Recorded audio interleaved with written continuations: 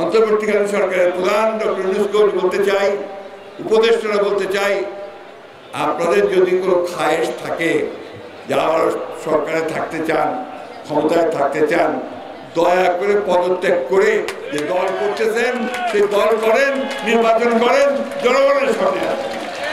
খুব পরিষ্কার কথা, এখানে কোনো রাগ ঝাক নাই।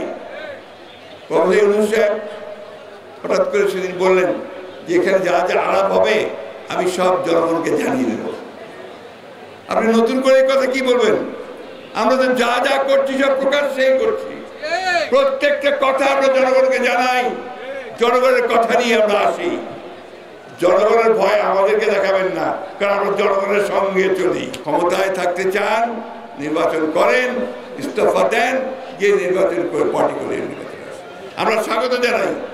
নতুন দল করবেন, আমরা খুব খুশি, কিন্তু সেই নতুন দল কিন্তু ক্ষমতায় বসে করা যাবে না, বাইরে গিয়ে করতে হবে। আপনারা বলছেন যে স্থানীয় সরকার নির্বাচন আগে থেকে, অর্থাৎ ইউনিয়ন পরিষদ নির্বাচন, উপজেলা নির্বাচন, পৌরসভা নির্বাচনগুলো আগে দিতে চান।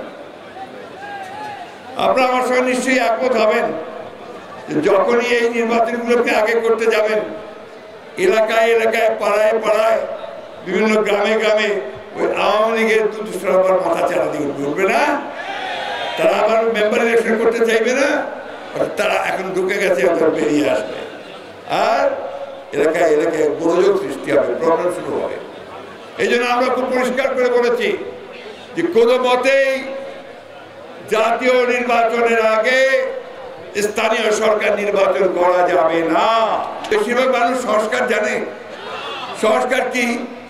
সোজা কথা, আমি আমার চাল ঠিক মতো দামে কিনতে চাই, আমার ডাল ঠিক মতো কিনতে চাই, আমি হাসপাতালে গেলে যেন সেবা পাই, আমি আদালতে গেলে যেন বিচার পাই, পুলিশ ভাইদের সঙ্গে ভালো সম্পর্ক তৈরি করতে চাই, যে আমাকে অযথায় মারধর না করে, তাই না?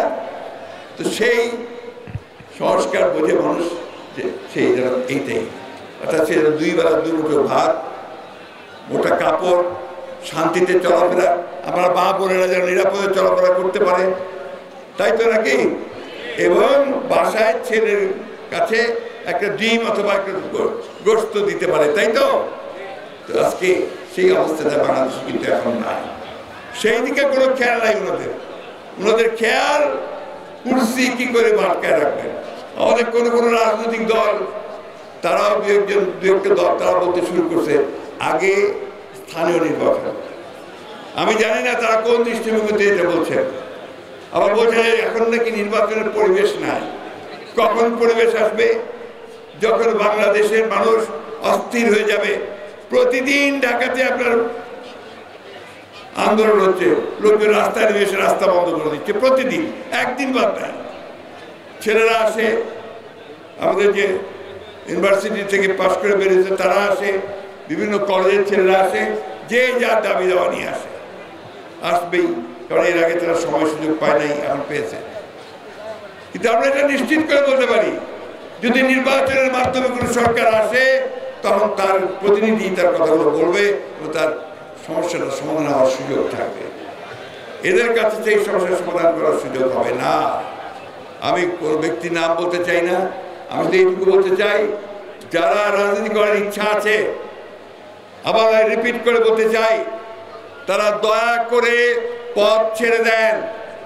সরকারে বসে থেকে এই পদে থাকার কথা চিন্তা করবেন না। খবরের কাগজ, নিখাত, নির্ভীক, নিরপেক্ষ।